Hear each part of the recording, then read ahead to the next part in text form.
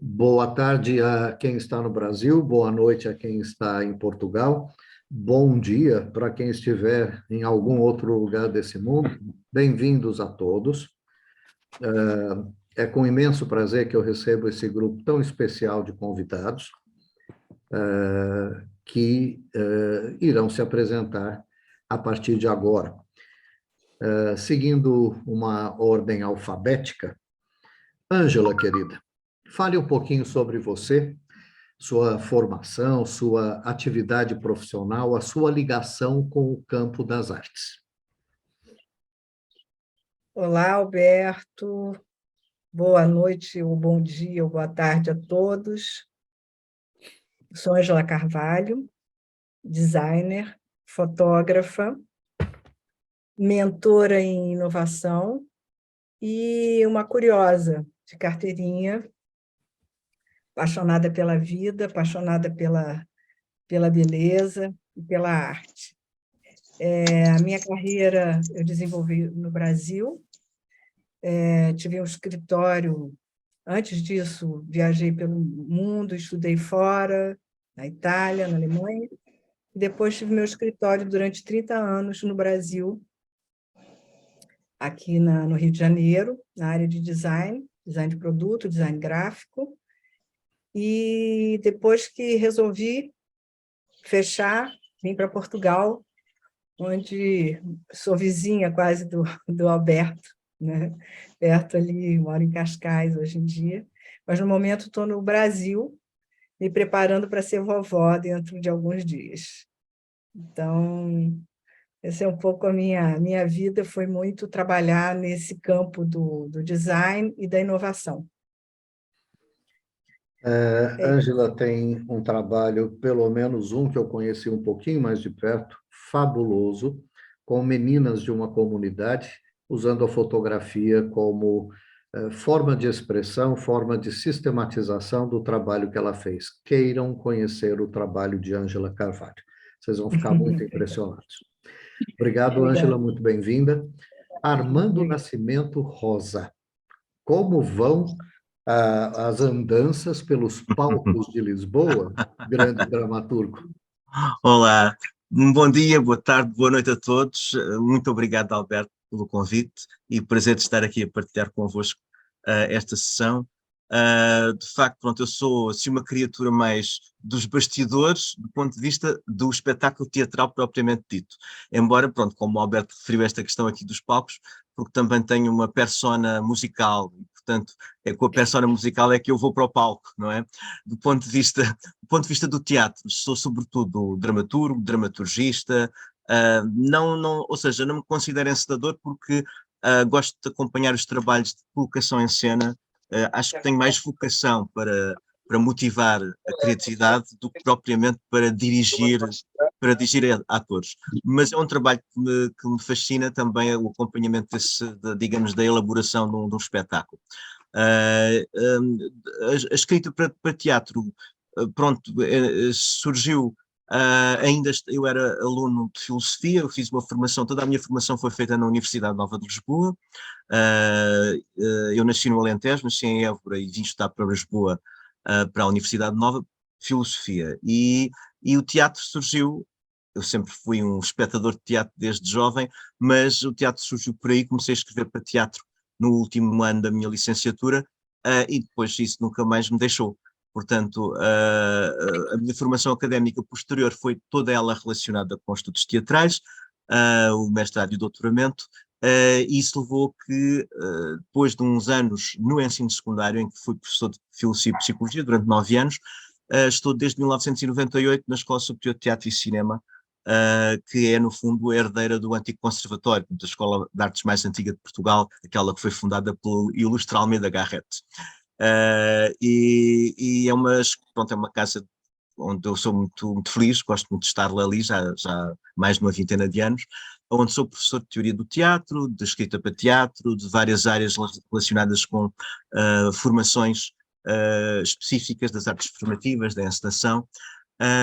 e a atividade em termos de dramaturgo tenho desenvolvido sempre de uma maneira muito nómada, isto é, não estou ligado a nenhuma companhia em particular, mas tenho colaborado com muitas companhias diferentes e vários criadores, e pronto, é um trabalho que me encanta, que me desafia, que me entusiasma.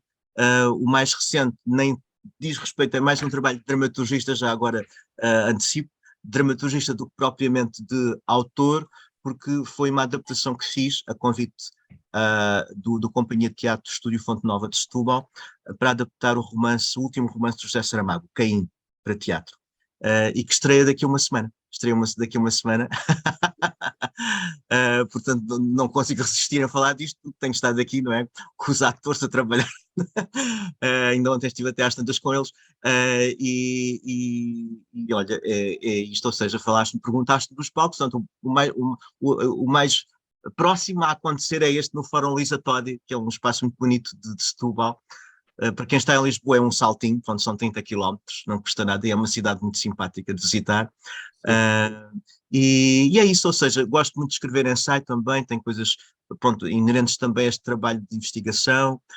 Já agora também vos digo que é uma das coisas que me alegra muito, que está prestes também a ser publicado no princípio do ano que vem, a obra dramática completa de Natália Correia, escritora portuguesa, uma grande mulher da cultura portuguesa, muito interventiva, que além de grande poeta que foi, e prosadora, foi também uma importante dramaturga. E então é um trabalho que me tem acompanhado há alguns anos e que me deixa muito feliz também de trazer esse trabalho com aparato crítico, e revelando coisas desconhecidas ainda, porque há alguns inéditos que a Natália deixou. É isso, olha. Um bocadinho. Para quem está em Lisboa, é um saltinho, não é, Armando? Para Isso. quem está em Minas Gerais, é um Pois não, tirinho. não é? É um Pois tirinho. É logo ali. Mentira. Né? Setúbal é próximo daqui. Mas eu fico muito contente de saber que está próximo de uma estreia. Parabéns, Armando. Armando e eu somos membros de uma organização. Foi através dela que eu o conheci, o IAJS, International Association for Jungian Studies. E nos congressos pelo mundo, o Armando sempre leva alguma coisa dele, de autoria dele, e eu desempenho o papel de ator, né, Armando? Exato, E por exato. culpa do Armando, quando eu cheguei em Lisboa, eu fiz um curso de teatro na EVOE, Escola de Atores, né? Então, agora, quando você me convidar novamente para um papel nas suas peças, eu já teria um pouquinho mais de técnica e método. Maravilha. Muito bem. O Armando já passou pelo Brasil, já viveu um pouquinho lá, e esteve em visita à minha residência, no momento em que ele fez uma visita ao Brasil. Bem-vindo, Armando. Muito Obrigado, obrigado por obrigado, estar Alberto. aqui. Obrigado. Laine, quem é você, criatura? Soy yo? Já sou eu? Sim. Quem sou eu? Puxa, eu nem preparei nada, mas assim, o que que eu sou? Eu trabalho há bastante tempo com audiovisual, com séries para televisão, com cinema, produzi muita coisa já, mas sempre dirigi, né? A minha função principal na área de audiovisual sempre foi direção. Eu estou agora fazendo uma migração para trabalhar mais com roteiro, com criação de roteiros. Eu moro em São Paulo, mas estou aqui em Florianópolis justamente para fazer o coach de atores de uma série com surdos, né? Então, eu cheguei aqui no domingo, logo depois de votar para o Lula, 13. Cheguei aqui e fui direto, já comecei direto na segunda-feira a trabalhar com treinamento de atores. Trabalhar com atores surdos é um grande desafio e eu tô muito envolvida com isso. Essa já é a segunda temporada que a gente faz. É uma coprodução entre a minha produtora e outras duas produtoras. O Felipe fez Script Doctor, inclusive, dessa série. e eu sou uma das co-roteiristas e treino atores. Então, no momento, eu tô muito envolvida com isso, mas na pandemia, para sobreviver, fiz um documentário cujo organizador dessa sala, Alberto, foi um dos personagens, um documentário chamado Relatos do Inusitado, que era sobre, enfim, os primeiros momentos daquele 2020 e as emoções, as percepções das pessoas a respeito de como o universo estava mudando. Estou envolvida em mais 2 ou 3 projetos e vocês, todos nós que trabalhamos de alguma forma com arte, alguns com alguma facilidade maior ou não, né, por conta de leis que são diferentes de país para país, mas sabemos que é uma área apaixonante. Volta e meia eu fico pensando, acho que eu vou fazer pão de queijo, mas daí eu acho a ideia péssima e, e é isso que eu sei fazer. É isso, basicamente é isso. Bom, a única coisa boa desse pão de queijo que você desistiu é que se você precisar de um sócio capitalista, fale comigo, tá bem? Disso eu entendo, Laine. Laine, bem-vinda, querida. Essa mulher é polivalente. Foi ela que, na qualidade de jornalista, fez a matéria televisiva que eu mais gostei de ver em toda a minha vida, por ocasião da reforma do Teatro Municipal de São Paulo. Vocês não podem imaginar o que essa mulher fez naquele momento. Ela, além de trabalhar com muita competência na ocasião, pela Rede Globo, ela consegue ser uma poeta, não se fala mais poetisa, né? Ela consegue ter uma alma de poeta e traz essa alma para o exercício de sua função. Queiram conhecer mais de perto Laine Luiza Milan. Obrigada. Felipe, apesar do seu nome começar com F, você é também Lipe, e Lipe vem depois de Laine, na ordem alfabética. Felipe Muti. Quem é você? Prazer conhecer todo mundo. Eu trabalho como roteirista e diretor de cinema. Eu comecei minha carreira no Brasil, aí depois eu fui para o Canadá estudar, e aí agora eu estou em Los Angeles, eu vim fazer um mestrado de direção aqui, aí fiquei trabalhando aqui, e já faz 10 anos que eu estou aqui, nesse momento estou terminando o meu segundo longa aqui nos Estados Unidos, e é isso, continuo escrevendo, tenho uns projetos no Brasil, mas a maioria aqui nos Estados Unidos, acho um pouco mais fácil fazer cinema aqui nos Estados Unidos. No Brasil sempre pareceu muito difícil, então é isso. Estou terminando meu filme aqui e é um prazer estar conversando com todo mundo. Podem, à vontade, antecipar esse nome em neon. É para já. Felipe Muti. Muito bem, Felipe, bem-vindo, muito obrigado. Conheçam o Humberto Bassanelli, que, por um acaso, também tem um pé no cinema, não é, Humberto? Quem é você, rapaz? Pô, exatamente. Então, eu acho que, continuando aqui essa sequência de pessoas ligadas ao audiovisual, eu também estou nessa senda, né? Me intitulo, e é uma busca ininterrupta disso, né? Por um autoconhecimento também, uma busca de conhecimento, eu me intitulo documentarista. Eu sou um curioso com uma câmera e faço disso o meu ofício e busco sobreviver e a partir disso, né? Isso traz para mim o alimento da alma e o sustento material. Então, sim, sou também desse segmento do audiovisual, do cinema, né, das artes. E, bom, enfim, a história é um pouco longa, mas eu me descobri nesse caminho um pouco por um chamado. Depois a gente pode abrir um pouco mais esse espaço também. Mas por hora me contenho em dizer que é isso. Trabalho como diretor de fotografia, prestando esse serviço também ao mercado audiovisual. Desenvolvo projetos, escrevo, dirijo e me jogo no mundão para encontrar as histórias e o que elas podem me atravessar e eu levar isso para o mundo. Uhum. Vocês precisam ver as veredas que esse rapaz percorre e o que ele colhe nessas veredas e entrega ao mundo. É de capotar, é de se tirar o chapéu. Queiram conhecer o trabalho do Humberto Bassanelli. E, além de tudo, eu tenho a honra e a glória de ter com ele em nossas vidas, né, uma série de sincronicidades. Quem conhece um pouquinho o linguajar junguiano sabe o significado da palavra, né? São aquelas coincidências não meras, né? Coincidências significativas. Eu vou fazer um momento intimista aqui. Tânia, em um dos filmes feitos pelo Humberto, aparece ninguém menos do que Gilda Montans. Uau!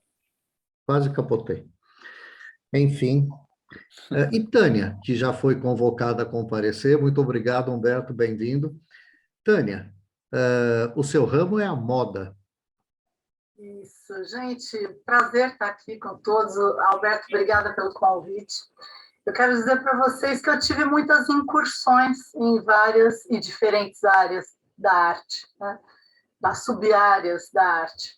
Fui bailarina, me debrucei muito nesse universo, até que eu tive um break por conta de uma contusão muito séria, e comecei a trabalhar com a moda, desde bem menina, mas modelando, ajudando as pessoas a se vestirem.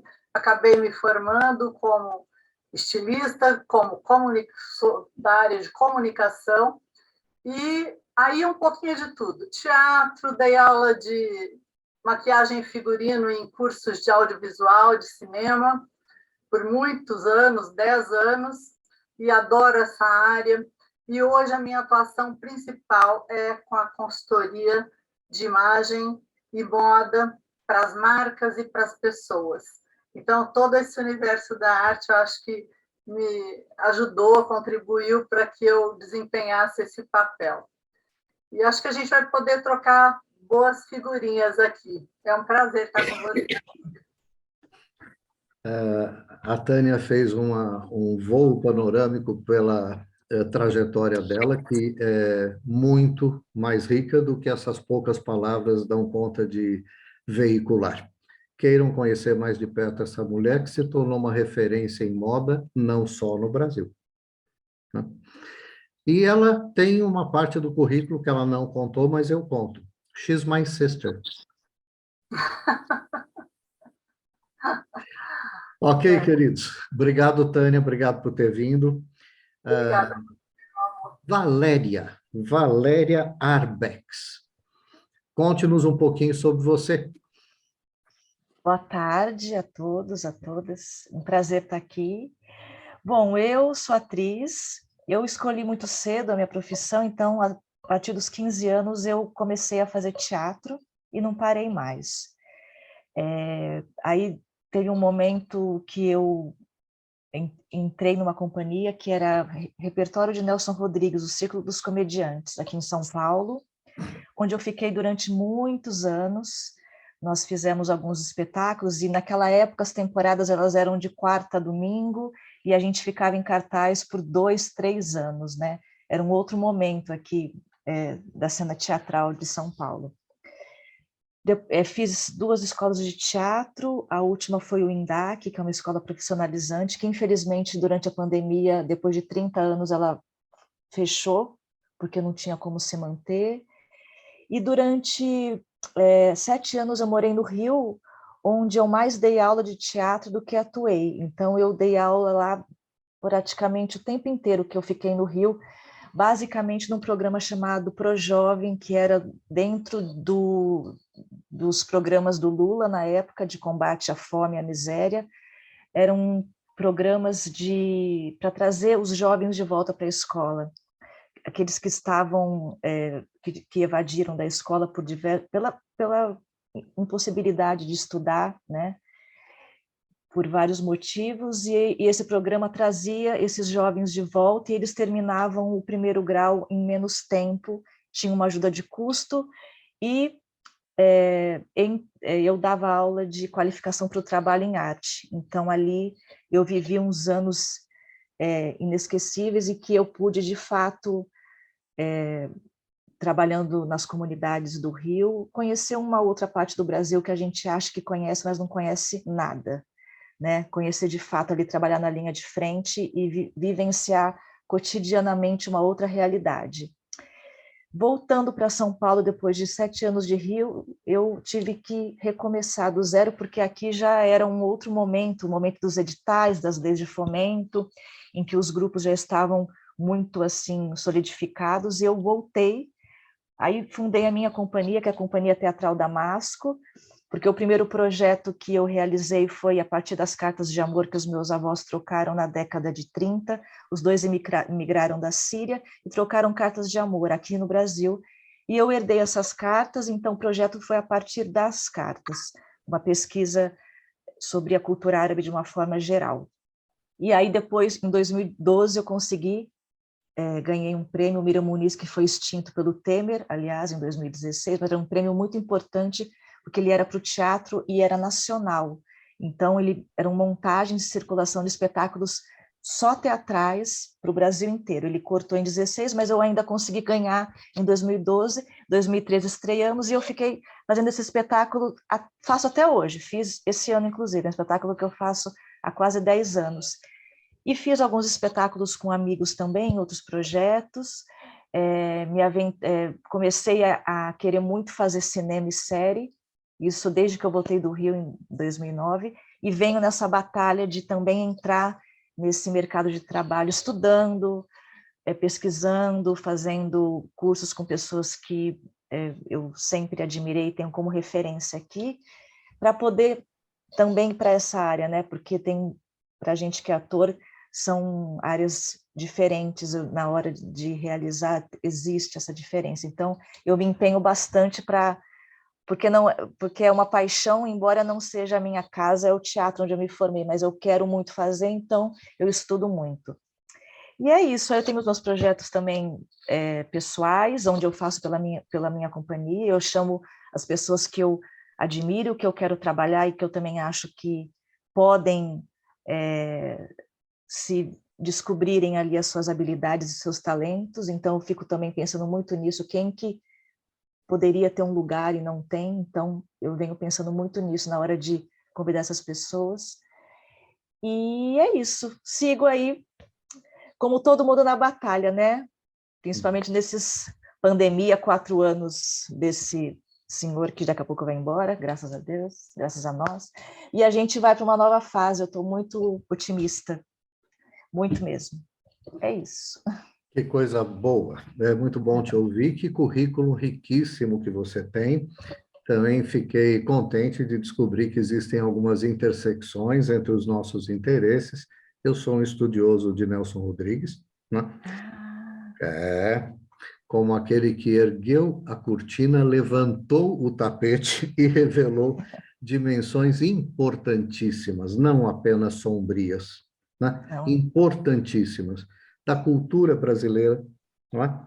Da alma brasileira, com uma coragem, eu vou usar a palavra, conferindo a ela um excelente significado, com um despudor muito grande, sim, que faz falta, né, quando é substituído pelo protocolo. Né? Ele se dispensa do protocolo, e eu gosto muito disso. Enfim, precisamos prosear um pouco mais, Valéria. Cuidaremos Sim. disso oportunamente. Que lindo currículo você tem. Obrigada. Bem-vindos a todos e bem-vindos àqueles que já se uniram a nós para testemunhar, para acompanhar essa conversa que vai começar daqui a pouquinho. Eu peço a vocês que estão em casa acompanhando esse evento para manterem os seus microfones desligados, e isso facilita bastante as coisas. Bem, eu reuni no dia 9 de julho um grupo de psicólogos das mais variadas abordagens em psicoterapia, mas também das mais variadas áreas de aplicação da psicologia, a psicologia educacional, clínica, do trabalho, hospitalar, enfim, para uma prosa semelhante àquela que acontecerá aqui hoje. E o evento foi tão belo, tão significativo, que eu resolvi transformá-lo em um projeto. Aquele evento se chamava Supra Psi. E eu inventei o projeto Supra Saberes. No mês de agosto, eu reuni profissionais da área do direito. No mês de... Aliás, por falar em direito, Armando, eu sou seu calouro na Universidade Nova de Lisboa, viu? Eu estou fazendo doutorado em direito lá. Depois eu preciso pagar tributos a você. Mas vamos lá. Eu reuni o pessoal do direito em agosto. Em setembro, eu reuni pessoas profissionais da área da educação, também dentro de uma diversidade de atividades e inserções muito grande. No mês de outubro, eu reuni pessoas da área dos negócios, né? Administradores de empresas, empresários, empresárias, enfim, para falar sobre essa concretude da vida, por onde o dinheiro transita, por onde as compras e as vendas transitam, e foi um belo encontro. Hoje, nós estamos aqui representando as artes. Vocês perceberam que não há nenhum músico entre nós, a rigor, ou pelo menos não principalmente, mas eu sabia que aqui estaríamos Armando, né? E eu, pelo menos, mais alguém talvez seja ligado à área da música de uma forma ou de outra. Armando canta, eu sou pianista, eu arranho um violão, um acordeon e me atrevo a ser compositor. Então, a música está aqui representada de alguma forma. E nesse momento, ou tão logo eu conclua a tese de doutorado, eu vou me dedicar a um trabalho sobre o significado de Amália Rodrigues para a cultura portuguesa. Que imagem de ânima, Armando, é esta, né, que emerge como expressão cultural tão expressiva, né? Então, a música está presente nas nossas almas, nos nossos corações, no canto do Armando, no piano do Alberto, e por aí a coisa vai. É muito difícil fazer o campo artístico se representar em todas as suas modalidades, todas as suas expressões. São tantas, felizmente. E eu tenho a imensa alegria de dizer a vocês, artistas, que, a meu ver, a arte salva a humanidade. A arte zela pela preservação do que há de mais fundo, mais nobre no humano. E durante esses tempos de terror bolsonarista, durante esses tempos de dificuldades em todos os planos, em todos os países, dificuldades econômicas e também de outra ordem, a arte veio para o primeiro plano, revelou os seus saberes, os seus fazeres, a sua produção, causando na população do mundo, né, grande encantamento e um senso muito nítido, não só de otimismo e esperança, mas uma espécie de convicção de que algo se preserva e se mantém vivo, algo anímico não se perde. Sim, graças a Deus, sim, graças aos artistas e sua produção. É com muito gosto que eu digo isso. O pretexto para essa nossa conversa é o seguinte: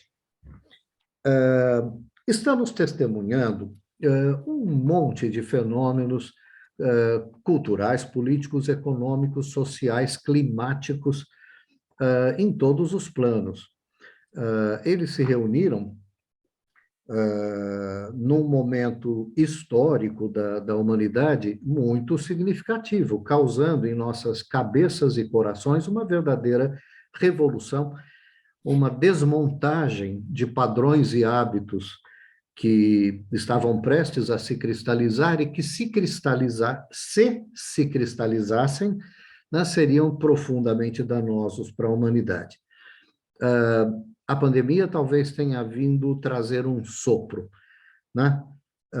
Um tsunami, não importa, veio trazer uma modificação, uma mudança, colocar em movimento alguma coisa que eu acredito que seja revolucionária. Talvez a pandemia dentre todos os fenômenos que estamos testemunhando, pode ter sido a mais expressiva, mas certamente não a única. Portugal estava em chamas, do centro para o norte, até pouco tempo atrás, não é? Uma guerra estapafúrdia está em andamento na Ucrânia. Eu não preciso mencionar outros fenômenos que estão acontecendo, porque todos somos testemunhas deles. E trago para vocês uma pergunta. O que o olhar específico da sua área de ocupação e atuação profissional capta desses fenômenos que estão à nossa volta? O que o profissional da área das artes percebe, decodifica, interpreta, entende, suspeita, que hipóteses levanta, que compreensão tem do significado desses acontecimentos?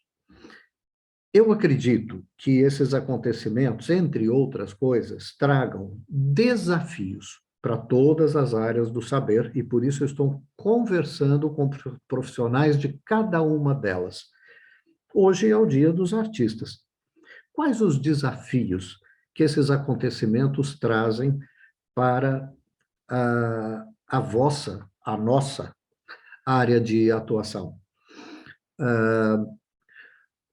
A criatividade está sendo desafiada, está sendo estimulada, instigada a comparecer, não é?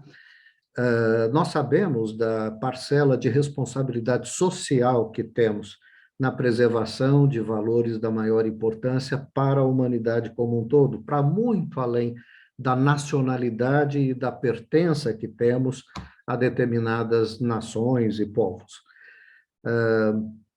A arte tem uma universalidade na sua forma de ser, de se expressar, de produzir. A grande pergunta é: quais são os desafios? Imagino que muitos de vocês, assim como eu, tenham tido de ficar trancafiados, né, em casa, por muito tempo, precisando seguir adiante com o trabalho, com o dia a dia, com a criação de filhos, com a educação, com tudo que é importante. E isso já foi para todos nós um grande desafio, e requis que fôssemos muito inventivos, muito criativos, sem dúvida alguma. Enfim, a pergunta está lançada, o tema está lançado, não há sequência para vocês se ocuparem com a fala. Aquilo que vocês quiserem dizer, sintam-se à vontade para dizer. Existe aquela mãozinha no item reações aqui, uma mãozinha amarela que se levanta, né? Você pode clicar na mãozinha quando você tiver algo a dizer, e eu saberei que você tem algo a compartilhar.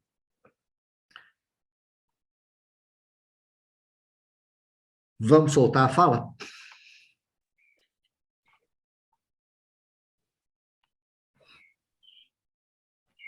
Posso começar?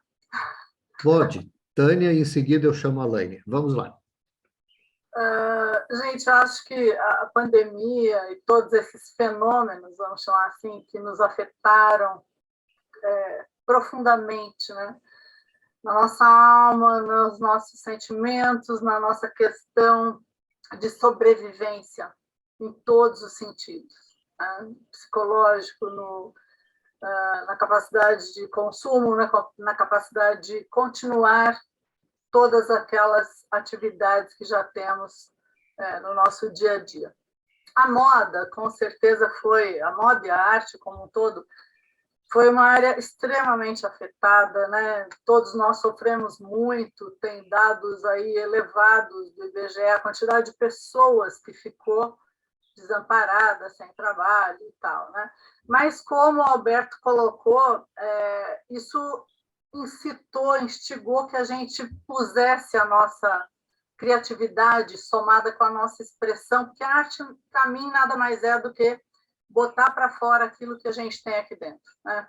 os nossos sentimentos, os nossos pensamentos, as nossas dores, as nossas angústias, as belezas que enxergamos, enfim, todo esse arsenal. E a gente teve que se reinventar, né? Não é tranquilo fazer arte trancado, né? Imaginem vocês, eu dando aula em universidade, em pós-graduação, sem poder estar ali presencialmente com as pessoas, explicando alguma coisa, mostrando as coisas.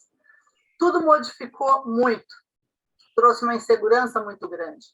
Mas aí eu acho que o brasileiro, principalmente, tem tanto jogo de cintura, né? E consegue tirar da cartola as coisas, porque as lives começaram a acontecer para os músicos, para os bailarinos, né? Nós, consultores, começamos a atender online, as aulas das universidades foram todas para o online. Eu já trabalhava muito online, para mim a mudança não foi tão brusca assim, mas sempre exige de cada um de nós que a gente encontre uma trilha que seja eficiente, eficaz e efetiva para quem a gente atende, para o público que a gente vai atingir. E no nosso caso, na moda, a moda ela sempre reflete o contexto, né? Não é o contrário que acontece, né? Tudo que surge na moda surge em função do contexto. E se a gente olhar para o passado, para toda a história da humanidade aí, né? No século XIV, lá, 1300 e alguma coisa, com a peste bubônica, a peste negra, né, surgiram vestimentas que isolassem as pessoas do perigo, porque era uma questão extremamente respiratória. Tem até aquelas imagens, né, de um capuz, um cara encapuzado com o nariz grande, mais ou menos como aquelas máscaras de Veneza. Os médicos, para retratar isso, não podiam tocar os pacientes, usavam um bastão, uma bengala, para poder apalpar as pessoas à distância e saber o que estava acontecendo. Depois a gente tem também o caso da gripe espanhola, né? Em 1918, perto da Primeira Guerra Mundial, que também fez com que a moda, o vestuário se modificasse em função disso. Agora, na pandemia, eu vejo fundamentalmente algumas vias importantes, né? O consumo consciente, a sustentabilidade está junto com isso, e quando a gente fala em sustentabilidade, é importante lembrar, eu reforço muito isso nos meus cursos, não diz respeito somente à preservação da ecologia, né? Sustentabilidade está em cima de 3 pilares: economia, ecologia e sociedade. Se eu não atendo essas 3 questões, eu não estou criando uma moda sustentável. Passamos também a adotar o que a gente chama de estilo comfy, né? Confortável. As pessoas passaram a ficar mais em casa, mas eu, em particular, tive uma coisa curiosa. As pessoas perguntavam para mim: você está vestida só da cintura para cima para fazer suas lives, para gravar os seus vídeos? Não. Eu saía todos os dias do meu quarto, maquiada, penteada, de salto alto, como se eu fosse trabalhar na minha empresa, como sempre fui. Eu apenas não pegava o carro, mas do meu quarto até aqui eu vinha de bolsa, tudo direitinho, hora do café, saía, me distanciava, ia para o café, e etc., e assim por diante. Então, eu preservei esse lado meu para que eu, quando retomasse, não perdesse essa minha essência. E na consultoria de imagem de moda, o que a gente busca é isso. Não é fazer as pessoas entrarem na moda, é fazer com que as pessoas expressem aquilo que as representa. Então, a gente trabalha muito a questão do autoconhecimento. Eu não sou psicóloga, mas me meti numa pós-graduação estrito sensu em psicologia para explorar o máximo disso, para que eu pudesse compreender muito as pessoas e trazer a essência dela para aquilo que a representa, não aquilo que eu acho ou julgo que fique bem, estético, etc., nessa pessoa. Então, gente, a minha contribuição, a princípio, é essa. Eu acho que uma outra questão que eu queria trazer, que eu acho fundamental: nós somos seres carentes. Isso não é de hoje, é uma macro tendência aí, mundial. Com esses fenômenos, nós nos tornamos ainda mais carentes. Então, o meu foco hoje é atender de uma forma humanizada. É ter muito mais empatia do que o que eu sempre busquei ter com as pessoas. Essa é a minha contribuição a princípio, gente. Espero não ter me estendido muito. Que maravilha de contribuição, muitíssimo obrigado. Que privilégio ouvir o que se passa nos bastidores da moda, aos cuidados de alguém tão consciencioso como você. Estou orgulhosíssimo e agradecido. Percebi que você já sinalizou alguma coisa, Ângela, você também, Humberto. Pela sequência, vamos ouvir o que a Laine tem a dizer. Não, eu ia falar algo muito simples, na verdade, é muito assim, refletindo sobre o que foi esse período e o que eu acredito que a gente está vivendo agora, né? Vamos colocar de 2020 para cá, né? A pandemia, a pós-pandemia, o significado dela e o que a gente está conseguindo fazer hoje em dia no sentido de manter a arte viva, né? Como dizia lá o Ferreira Goulart, né? A arte vai onde a vida não consegue ir. Eu acredito muito que a pandemia, ela abriu para muitas pessoas, e eu vou poder dar um pouquinho do meu relato.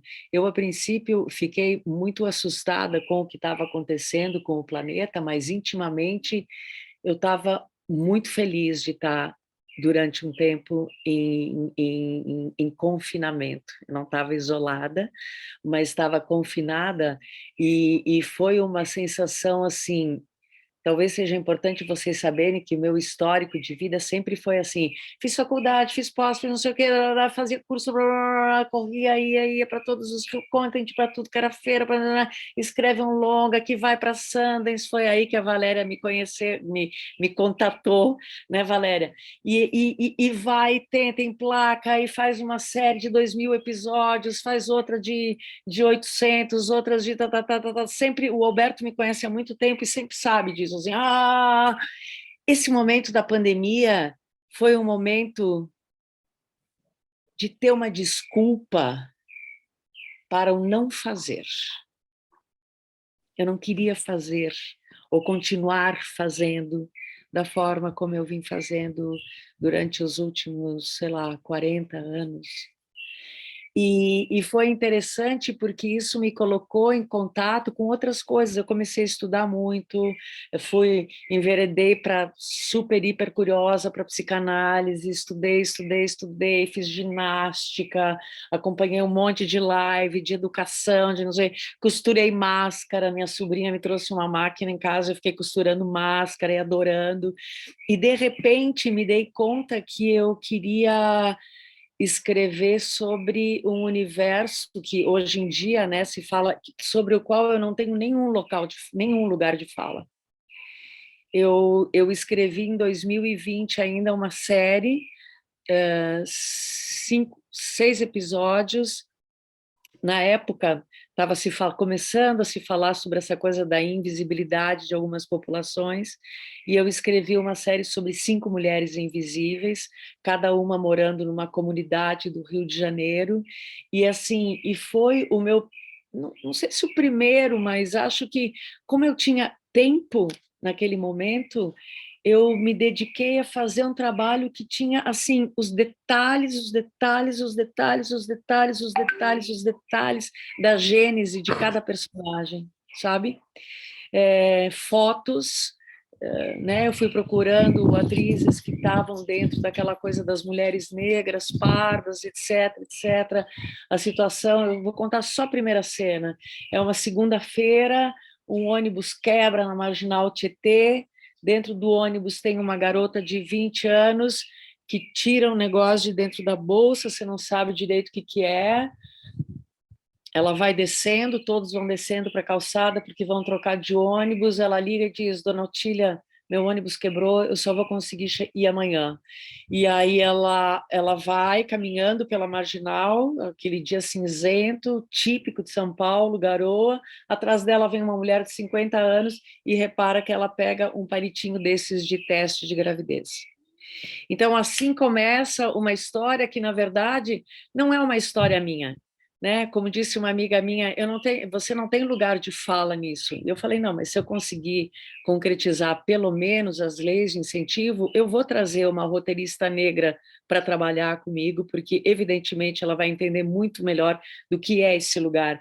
Mas o problema é que, na pandemia também, a gente se deu conta que essas eram as mulheres que estavam sendo as maiores vítimas, e aí fazendo o recorte Brasil, tá? Não vou abrir, mas assim, as maiores vítimas, porque essas mulheres precisaram continuar usando o transporte público, essas mulheres precisaram continuar trabalhando, essas mulheres voltavam para casa do lado da minha casa, eu moro no Panambi, Paraisópolis é do lado, é vizinho, essas mulheres voltaram para casa e precisaram ficar num quartinho, às vezes numa casinha com 5, 6, 7, 8 pessoas. E a gente vai vendo isso no noticiário, pois é, querem que as pessoas lavem a mão, mas não tem sabonete, não tem água. Então, assim, desculpem, eu falo e me emociono. Eu acredito, eu não consegui tirar esse negócio do computador ainda, como se dizia antes da gaveta. Fiz aí um documentário rodado em celular, tablet. Depois de um tempo eu parecia eu produtora. Eu tinha o ring light na mão, o diretor de fotografia que sabe que a luz do ring light não funciona, mas enfim, né? Fiz, tá lá, finalizei em 4K. E quero dizer para vocês que eu não estava nadando em grana. No meio disso, vendi apartamento, troquei de um lado para o outro, mas eu vou voltar. A arte, ela precisa estar onde o olhar da gente vai, esse olhar da alma. E não importa se eu estou isolada dentro de um apartamento de classe média, média baixa, média, whatever, em São Paulo, né? Eu queria dizer que eu acho que a arte tem que estar onde está isso. O problema sempre é conciliar esse olhar da alma com a nossa sobrevivência. Isso, não estou falando nenhuma novidade. Pronto, por enquanto é isso.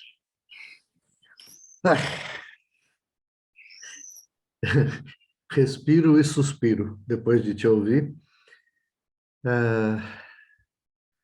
Laine, eu poderia fazer muitos comentários, eu vou me abster, mas tenho uma perguntinha simplória a lhe fazer, mas de grande significado. A população que está aqui conosco, as pessoas que estão aqui conosco, tem como acessar, de alguma maneira, pelo menos uma das séries que você produziu? Por exemplo, Pequenos Grandes Talentos? Sim, claro que tem. Como é que a gente chega? Eu coloco o link aqui no chat. Oh, que maravilha! Queiram conhecer esse trabalho da Laine, e depois de conhecer um, vocês vão querer conhecer todos. Obrigado, Laine. Co-direção do Felipe Muti. Opa! E atuação em algumas cenas também. Sim. Aham. Eu vi a série inteira. Ângela, querida, o que você tem a nos dizer? Primeiro que é tão bom escutar isso, né? Escutar essas opiniões, essas vivências, né? Que a gente compartilha, né? Bom, você perguntou, Alberto, sobre a questão dos desafios que cada um de nós, em nossas áreas, né, sofremos, estamos vivenciando.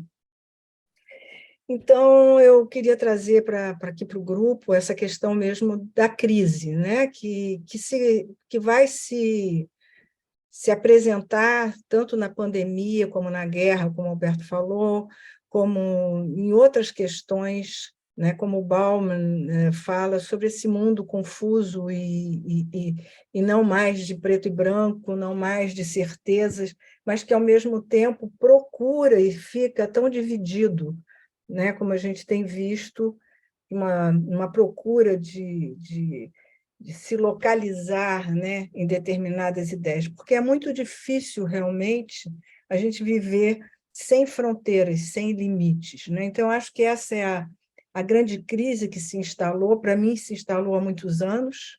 Comecei a sentir na pele, comecei a sentir no Brasil, né, um mal-estar, comecei a me sentir num mal-estar muito grande, sentindo que ideias antigas estavam voltando, e isso começou a me incomodar a tal ponto que eu resolvi sair do país. Do ponto de vista do design, que eu fui designer, né, eu sou designer, né, eu comecei a minha carreira acreditando que o design faria um grande bem para a humanidade, porque a gente ia melhorar a vida das pessoas, a gente fazia objetos mais práticos, funcionais, e eu passei por todas as ideologias do design, até o momento que eu me desencantei. E eu acho que esse desencanto ele vem junto com a consciência do que a minha profissão e outras profissões ligadas ao capitalismo e ao consumo, né, vinham fazendo pelo mundo. Eu não sei se vocês sabem, mas os designers têm uma estatística que nós somos responsáveis por cerca de 80% da definição de um produto, ou seja, somos responsáveis também pela poluição que esse produto, pela cadeia onde ele está inserido. Isso, quando eu comecei a ver o impacto, porque nós somos, a nossa profissão é de seduzir o consumidor, é de seduzir a pessoa a comprar, muitas vezes, aquilo que ele não precisa e nem não quer, né? Então, eu comecei a ter uma tomada de consciência um pouco pesada e a ver que eu não estava... Eu achava que eu estava fazendo bem e podia ser que eu estava fazendo mal, né? Então, isso me deixou numa crise muito grande, ao ponto de eu me entristecer mesmo, né? Como profissional. E aí eu comecei a olhar para outras fronteiras, né? Uma delas foi o artesanato brasileiro. Eu fiz um trabalho muito grande com o artesanato brasileiro, tive a oportunidade, um cliente meu, que era a Caixa Econômica, na época, me pediu para fazer um trabalho de brindes de final de ano com o artesanato, e eu tive a oportunidade de viajar ao Brasil. E aí eu vi um Brasil que eu não conhecia, eu só conhecia São Paulo, conhecia Rio, grandes capitais e tal. E isso fez um impacto muito grande ao perceber que a criatividade que o povo brasileiro tem em todos os sentidos, né? Comecei a ver que não existia só uma solução de industrialização, de tentativa de desenvolvimento, simplesmente. E aí comecei a pensar o design de uma forma muito mais... muito diferente, como um pensamento, como uma forma de ver a realidade e usar o pensamento do design, a teoria do design, para outras coisas que não fossem exatamente as normais, né? Fazer um produto, fazer uma marca, quer dizer, usar de uma outra maneira. E aí, quando a crise chegou para mim de forma assim, definitiva, eu resolvi fazer fotografia, que era uma coisa que eu sempre gostei de fazer, eu sempre trabalhei com imagem, com comunicação, mas nunca tinha eu mesma feito, né, fotografia. E aí fui fazer uma pós-graduação de fotografia, e nisso o meu interesse por comunidades, e principalmente por ver que a criança era um grande vetor de transformação social, poderia ser um grande vetor de transformação social, eu resolvi fazer um trabalho junto a uma comunidade do Rio de Janeiro, que é a comunidade da Maré, a favela da Maré, onde eu tive a ideia, ou a ousadia, de ensinar fotografia para crianças de 9 a 14 anos. E foi, para mim, um uau. Foi um pouquinho antes, foram 2 anos antes da pandemia, que eu comecei esse trabalho,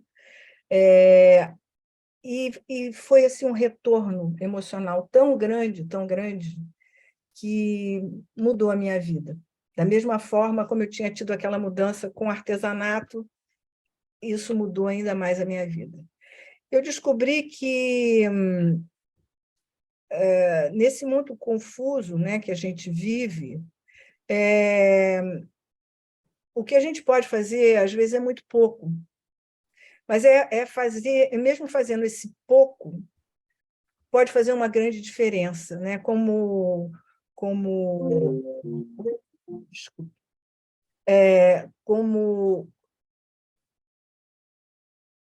ensinar ou dar novos instrumentos para uma pessoa a olhar o mundo, né? O resultado do trabalho com essas crianças foi transformado em livro e depois em várias exposições. E o que eu percebi foi que as crianças se sentiram tão importantes, elas mudaram a maneira delas verem o mundo. E você dá uma possibilidade de comunicação a quem, como você falou, né, Leni, de quem é invisível se tornar visível, né? Porque, é claro, eu posso ir numa favela e eu fazia fotografia, né? Mas é diferente do olhar daquela criança, daquela menina sobre a realidade. Então, eu comecei a perceber que esse é o fator mais importante daquilo que a gente faz enquanto designer, artista, arquiteto, né? Pessoas que estão trabalhando com criatividade. É levar e conseguir despertar nas pessoas que não têm possibilidade, né, essa criatividade que é latente, que existe.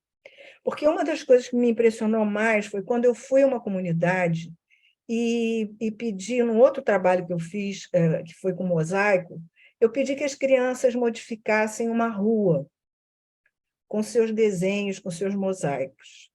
E eu pedi que elas imaginassem uma rua. E a primeira reação que eu tive foi que crianças me dizendo que não sabiam sonhar, que elas não sabiam imaginar.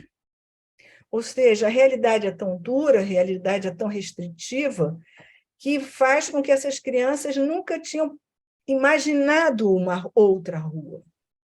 E quando a gente conseguiu trabalhar e os muros todos ficaram diferentes, e tudo ficou alegre, e levou flores, e levou passarinhos, elas começaram a ver um mundo que não lhes era permitido ver. Então, isso mudou a minha vida como pessoa, quer dizer, eu fui, né, transformada, porque eu acho que eu fiz uma transformação, ajudei numa transformação, mas a principal pessoa que foi transformada fui eu, né? Porque eu percebi que esse poder inacreditável que a arte tem, né, de fazer aflorar a beleza, de fazer aflorar a imaginação e a criatividade. Então, assim, no mundo doido que a gente vive, doido, enlouquecido, né? Quando você olha na televisão e vê uma guerra na Ucrânia, o que está acontecendo, né? Você conseguir imaginar que aquelas crianças, que aquelas pessoas, né, vão precisar tanto da arte, vão precisar tanto do sonho, vão precisar tanto de expressão, né, do seu inconsciente, né, das suas vivências, né? Eu acho que esse é o grande desafio que a gente tem. Não é criar um produto mais bonito, nem uma roupa mais bonita, nem uma casa mais bonita, nem nada disso. Essa é a minha opinião, né? Claro, dar essa possibilidade das pessoas sonharem, das pessoas criarem, das pessoas se expressarem. Eu acho que esse é o grande papel. Esse é o que eu gostaria de contribuir para esse diálogo, assim, que eu também me emociono sempre que falo nessas coisas. Uhum. E, embora você tenha dito, Ângela, essa é a minha opinião, né?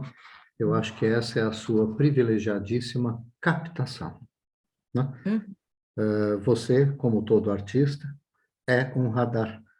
Capta e transforma o que capta em ação.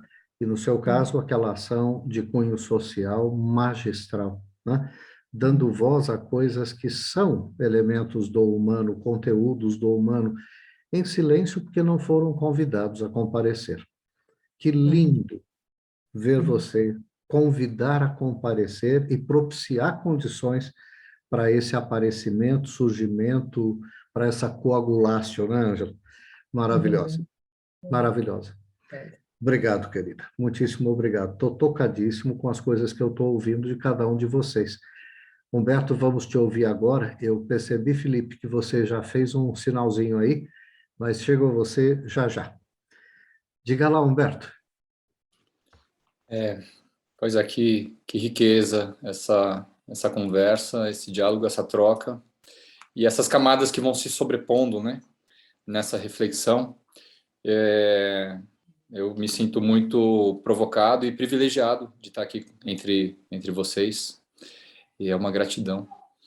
Eu queria trazer uma outra camada também para essa reflexão que a gente está, que estamos nos propondo aqui, né? E de alguma forma isso também vai seguir seus caminhos. Eu tenho pensado muito nisso. Essa pergunta tua, Alberto, é a pergunta que, pelo menos aqui, eu vou falar até em termos daqui de casa, minha relação com a minha esposa, que também é artista, que é atriz, uma mulher indígena, nordestina, migrante, e que tem me ensinado muito a respeito de coisas que antes eu não conseguia nem enxergar na minha posição de homem branco, hétero, né? Como já foi colocado, de topo, né? Nessa sociedade tão que segregante, né? E essa reflexão, essa busca, essa pergunta, a gente se faz todo dia, porque a gente está em busca, de fato, não de uma resposta, mas de impulsos, né? O que mais tem me provocado a respeito dessa questão, né? Quais os desafios que a arte tem atualmente? Eu acho que vem de uma percepção que eu acho que todos nós aqui compartilhamos, de que de alguns anos para cá, de algum tempo para cá, a perseguição, eu vou usar essa palavra com consciência de que ela é a mais adequada mesmo, a perseguição, a arte, ela se faz portanto, o que a arte é, ou representa, ou significa, ou tem como potência dentro da nossa sociedade, pelo menos aqui no Brasil, né, que é o lugar, o ambiente, o habitat onde eu estou inserido e vivo e respiro essa problemática no dia a dia. Nós sofremos uma franca perseguição e que agora, como a Valéria colocou, eu também estou muito otimista de que a gente consiga agora voltar à ativa de alguma maneira. A gente não foi calado, mas a gente foi muito dificultado, né? E essa dificultação, vou usar essa palavra inventada, ela se dá, ao meu ver, por alguns aspectos que há de muita... há um propósito muito legítimo nesse ataque, porque a arte é o que transforma, a arte é o que pode, junto com a educação, obviamente, talvez em igual proporção, provocar, né, a reflexão, a expansão de consciência e as grandes revoluções também, né? Mas, indo além, eu acho que a gente também precisa refletir de que a arte sempre foi usada, para o bem e para o mal. A arte que foi perseguida não é a arte total, é a arte revolucionária, a arte que pode, sim, fazer frente a um status quo, né? Porque, do outro lado, a arte também foi usada. Ela continua sendo usada. Isso me impressiona muito nesse sentido. Existe hoje movimentos artísticos absolutamente legítimos, no sentido neutro da palavra, que pregam e que trabalham em direção à ressurgência de símbolos, de sentimentos, de movimentos que a gente achou que já estivessem apagados na nossa história.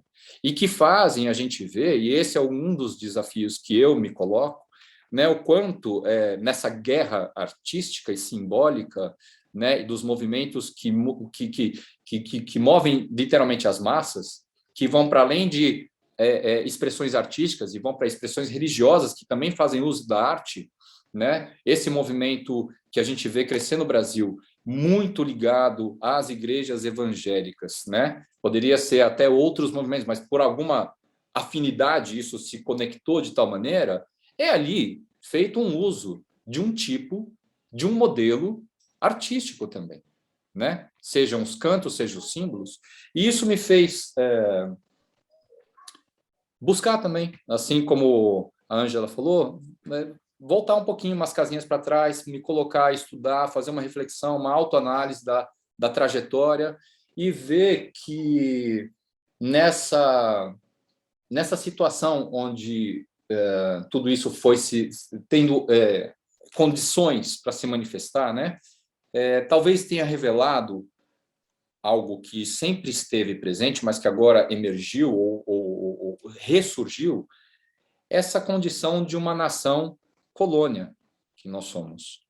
Ou pior, uma autocolônia, porque existe, sim, um movimento aqui que ele se auto-retroalimenta, ele é autocolonizante. Nós não precisamos mais de um colono externo. A própria massa, de uma forma geral, e eu me coloco nisso também, quantas vezes eu me peguei, hoje consigo talvez ter uma janelinha para poder olhar e falar, cara, quanto eu me retroalimento de uma autocolonização. Eu me alimento de simbologias e de pensamentos e de influxos que não são meus, né? E isso é arte, em alguma forma, também, né? Tem uma máxima que uma vez eu ouvi, que me pegou muito, que o Império Americano ele não conquistou o mundo por guerra, ele conquistou por cultura, né? Com o cinema, né? Com o uso dos símbolos, onde você vai e assola a simbologia local. Isso a gente sabe que acontece até hoje aqui no Brasil. Então, por isso a gente vê muitas vezes pessoas que você não consegue entender por que optam pelo opressor. Tem outras que eu até entendo, eu não estou dizendo que eu concordo, né? Aqui a gente sabe que o Brasil é um país que acolheu o movimento, pessoas que saíram do movimento nazista para se refugiarem aqui, pessoas que saíram do movimento fascista para se refugiarem aqui, e agora estão insurgindo. Eles estão criando conexão de novo, estão criando força de novo, e estão voltando a se manifestar novamente, com o uso de simbologia, com o uso de arte, e conectando pessoas que não têm nexo de se conectarem, né? Isso é muito provocante. E eu acho que esse é um desafio muito grande, né? O quanto a nossa manifestação artística, vou classificar aqui, tá? Me perdoe, mas a esquerda, ou no máximo de um centro moderado, ela provocou uma reação, literalmente, um reacionarismo moral, e que conectou mais o outro lado. Isso, eu não canso de pensar sobre isso. O quanto o movimento artístico, que nós aqui, arrisco dizer, representamos, muitas vezes provocou reações que conectou um reacionalismo moralista e que quer nos ver degolados. Isso não acabou com o fato do Lula estar eleito. Isso não vai acabar pelo fato dele trazer graças aos céus, aos deuses, ao povo. Ele vai trazer de volta o Ministério da Cultura, ele vai dar força de novo, possibilidades para nós nos manifestarmos novamente. E o que nós vamos provocar quando nos manifestarmos novamente? Porque esse movimento cresce do outro lado. Ele tem crescido. É assustador, né? Eu não sofro isso na pele. Eu ando na rua, eu sou um homem branco, sudestino, paulistano, passo batido. Quando eu ando com a minha esposa, ou quando eu ando com o nosso filho, e essa violência é palpável, é visível. A gente se assusta. Então, esse é o desafio que eu encaro hoje, né? De alguma maneira, durante a pandemia, a gente teve aqui, o Alberto acompanha, né, Alberto? Ele é, inclusive, um convidado a palpiteiro, o termo técnico que nós encontramos, para um desenvolvimento de um projeto nosso que fala sobre esse apagamento histórico, por exemplo, né? Onde estão os ancestrais ou as ancestrais que tanto falamos hoje, né? A conexão com a ancestralidade. A minha esposa não sabe quem é o avô dela, porque não há registro, e o registro que havia foi anulado. Então, a gente ainda vive num país que oprime, que é branco, que é colônia que autocoloniza-se e que quer destruir a simbologia dos outros, o outro, o diferente.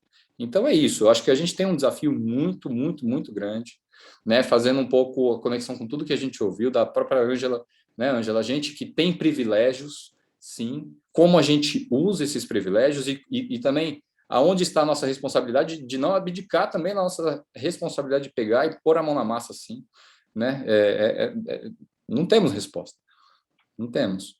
Eu acho que a gente vai aqui iniciar, né, mais um pouco desse pensamento, dessa busca. Tem uma coisa que eu queria só compartilhar para finalizar, que eu tenho lido muito o Krenak, Ailton Krenak. E eu acho que expandindo também assim um pouco da nossa convencional noção de arte, me fez perceber que a manifestação artística ela não está restrita a nós que nos intitulamos artistas, né? Uma fala, muitas vezes como essa, né, espontânea, e que é possível alguém pegar a palestra desse cara e transcrever e sai pronto um livro, isso é arte, né? É de uma potência, de uma força, isso me inspira muito. E nessa busca, né, de ouvi-lo, eu acabei indo parar naquele documento, naquela série, talvez vocês já tenham ouvido falar, que chama Guerras.doc, que é uma série que está na Netflix, inclusive. No primeiro episódio, é um episódio que fala sobre a invasão europeia, né, em 1500, aos povos originários aqui, a essa terra que depois foi inventada e batizada de Brasil, né? E a primeira fala que se diz ali vem da voz do Krenak, que fala exatamente assim: o Brasil não existia, ele foi inventado, né? E no decorrer do episódio ele fala dessa guerra simbólica que ainda acontece e que talvez a gente perca um pouco dessa noção, porque não está na nossa pele, né? Diretamente. Mas essa guerra acontece não só na Ucrânia, ela está acontecendo aqui, simbolicamente, artisticamente, né, como uma ferramenta, como um instrumento de dominação. A gente assola e coloca outra simbologia em cima, né? Você mata a língua, você mata os símbolos e traz outros símbolos, seja uma cruz, seja a língua portuguesa, né, seja lá o que for, né, para citar um exemplo. Então, acho que a gente tem um desafio realmente muito grande. Muito grande. Porque um passo errado, uma palavra errada, a reação que vem é muito alta, muito, muito grande também. Em meio a tantas coisas da maior relevância, você traz para mim a grande alegria uma perspectiva histórica, né? Diz o Hillman, que quem me conhece bem sabe que é um dos meus autores favoritos, que a alma é histórica, né? Onde quer que façamos história ou tenhamos a noção do desenrolar dos fatos de nossas vidas historicamente, ao longo do tempo, ali estamos fazendo alma, né? Zelando para que ela se preserve, enfim. Muito obrigado por trazer essa perspectiva e por trazer esse raciocínio tão bem construído no interjogo de polaridades, né? Você fez um ultrassom da psique do Brasil. Mas assim como você faz esse ultrassom, o mesmo método pode ser empregado para que se faça um ultrassom da história da humanidade, né? Muito obrigado. Chapéu tirado para você. Socorro, meu Deus. Eu sabia que vocês eram gente de qualidade, mas eu tô... Pode falar de português do Brasil? Perplexo. Eu estou perplexo, tá? Vamos lá. Felipe. Sim. Tem uma coisa que é legal ouvir do Humberto, na verdade, acho que de todo mundo, é que eu tenho uma visão um pouquinho que eu não consigo ver tão de perto do Brasil, porque obviamente faz tempo que eu não estou aí. Eu estou aqui nos Estados Unidos, então a minha visão é um pouco diferente. Mas ouvindo todo mundo falar, e em especial o Humberto nesse momento, é legal ver que esse lado que você está falando meio que ficou à extrema-direita no Brasil e você tem a classe artística tentando achar o espaço, essa classe não ela está tentando existir, ela não virou... Aqui nos Estados Unidos, muita gente virou a esquerda e a direita tomaram lados que elas não conseguem mais se comunicar. E é difícil existir porque os dois viraram extremos, sabe? Então, às vezes, eu me pego aqui tentando achar uma maneira de conseguir falar com os dois lados. E aqui na pandemia foi muito difícil, porque a gente tinha o Trump naquela época que estava... Enfim, todo mundo conhece o Trump. E teve as coisas que estavam acontecendo com o Black Lives Matter, que estava aqui, que também estava todo mundo... E uma coisa que foi muito interessante foi ver que muitas pessoas aqui, elas não sabiam como se sentir naquele momento, o que achar. Sabe, essa coisa que acho que foi a Ângela que falou de precisar de carinho, ou Tuca, desculpa, de carinho, de se sentir amado e tal. Aqui foi um absurdo o que aconteceu, tanto que, assim, a adoção de cachorros aqui explodiu, por exemplo, as pessoas ficavam em casa, porque elas precisavam sentir aquela conexão com alguma coisa. E aqui foi interessante, porque como a gente não necessariamente depende do governo para poder criar,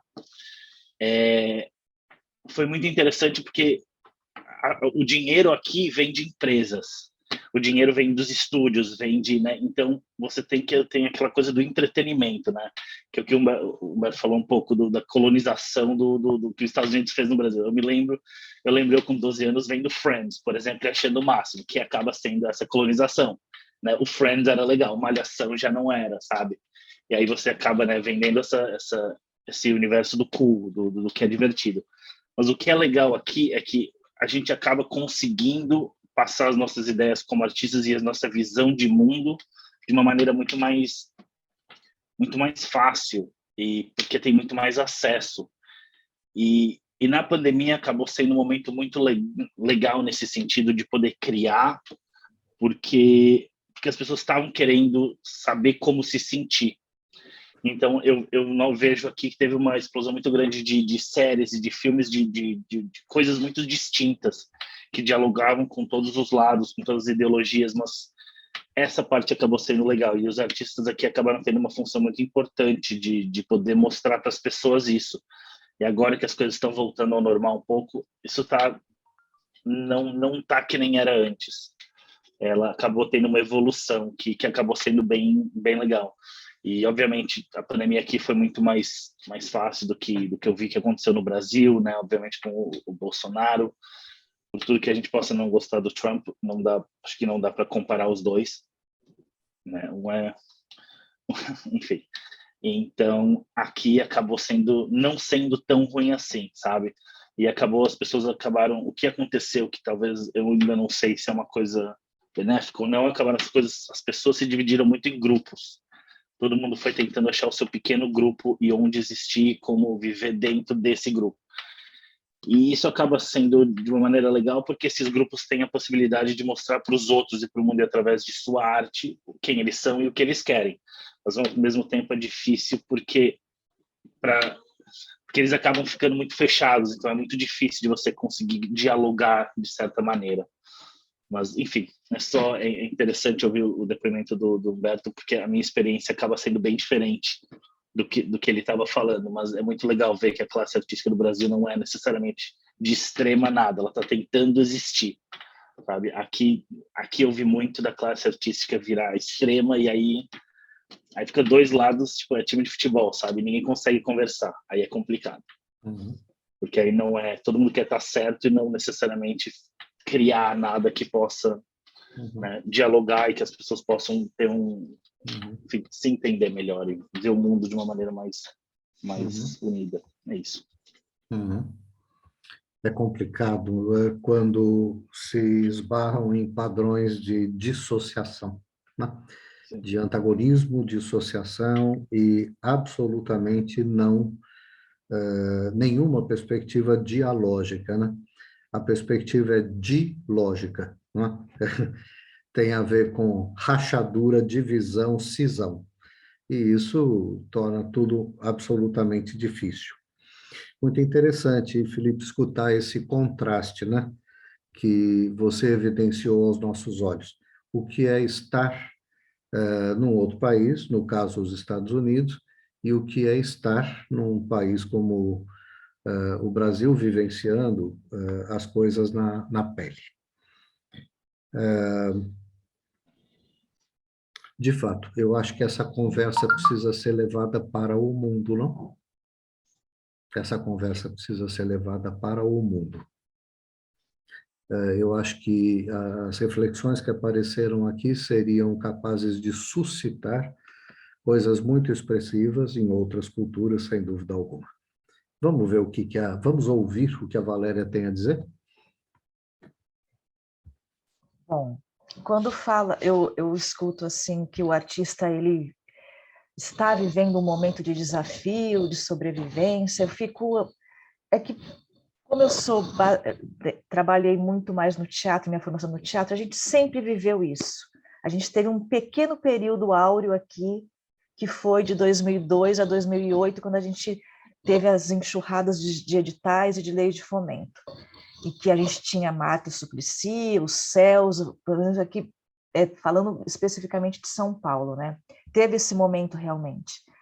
Mas, historicamente, a gente vê, né, pós-guerra, pelo mundo, o teatro ele sempre teve um impulso muito grande após esses momentos de guerra, de privações. Se a gente for procurar até aqui no Brasil, né, até durante a ditadura, a gente teve trabalhos incríveis que sobreviveram e que conseguiram acontecer aqui também nesse período. Para falar assim, não só da pandemia, mas pré-pandemia, pelo menos desde 2016 para cá, desde o golpe em relação a Dilma, a gente já estava vivendo um momento muito difícil de conseguir levantar, montar, ficar em cartaz. Como eu falei, a gente já não tem aquelas temporadas de quarta, domingo, de quinta, domingo, cada vez foi minguando mais. A gente fica 3 vezes por semana, já é quase um milagre, né? Ficar uma temporada longa de 2, 3 meses também é outro milagre, mais de uma temporada.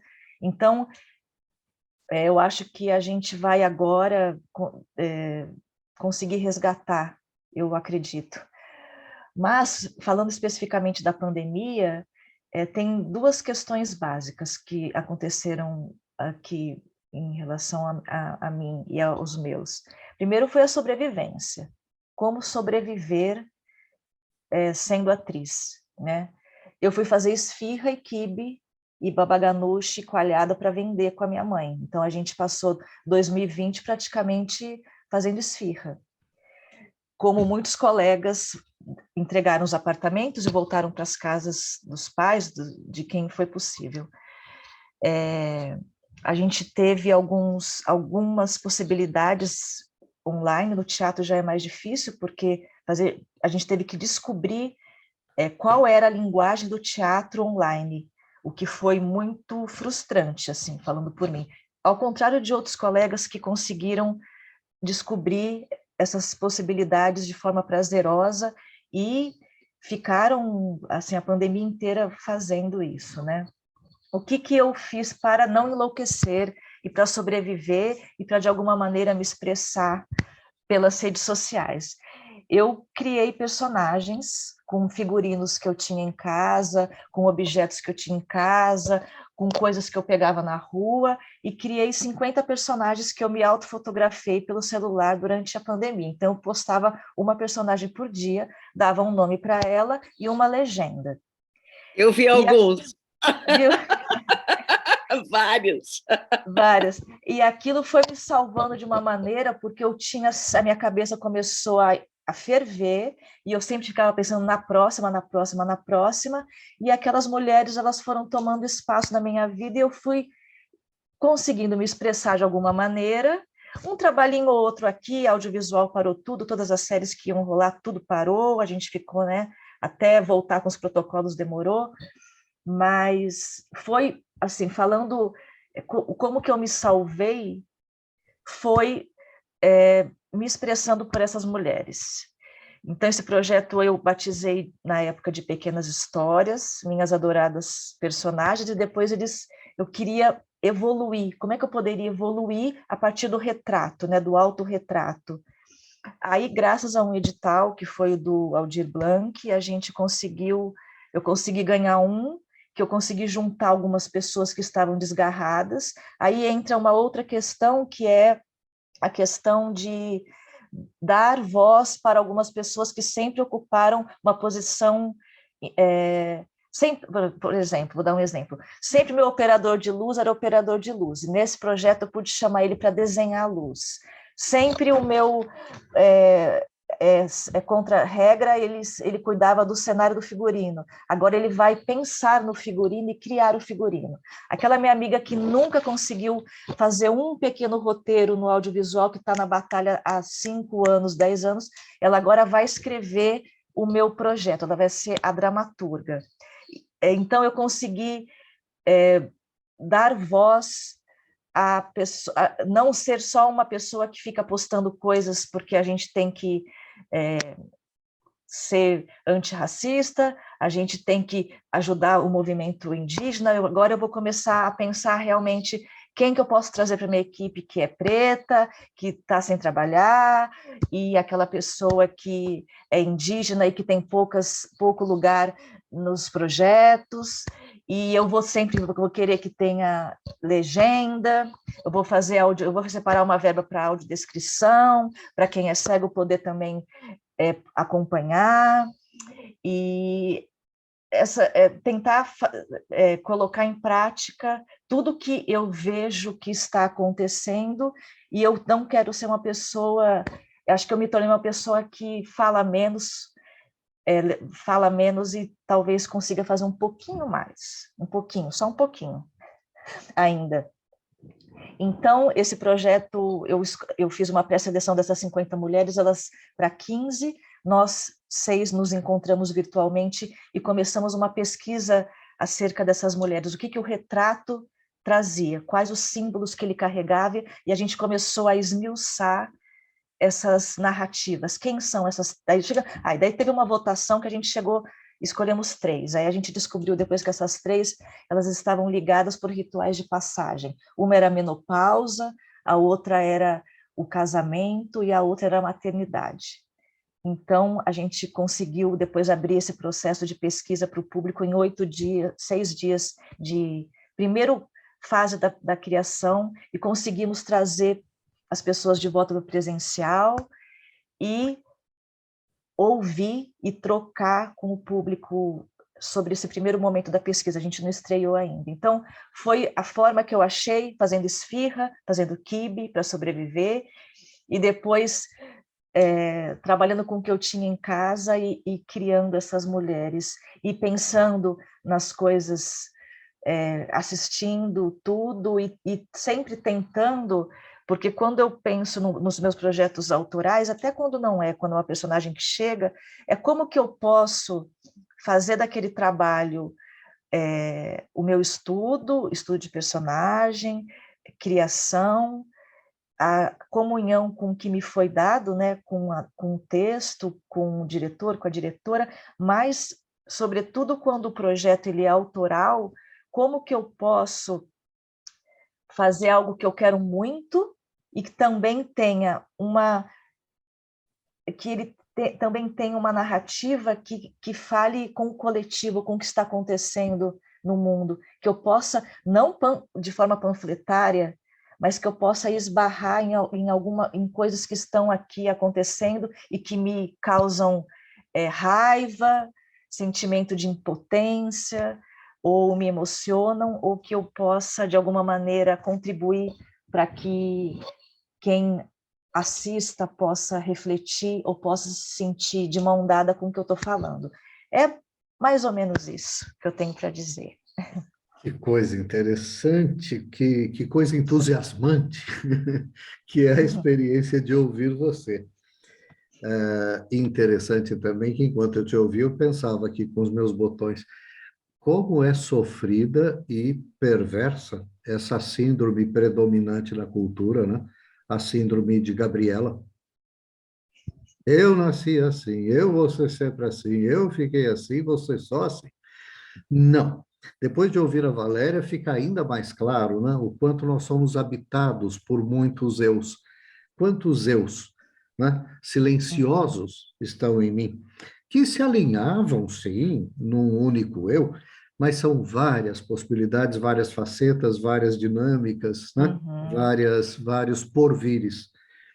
Então, vamos liquidar a síndrome de Gabriela, porque ela empobrece barbaramente a nossa vida. E você falou dos pouquinhos, cada pouquinho precioso que você trouxe.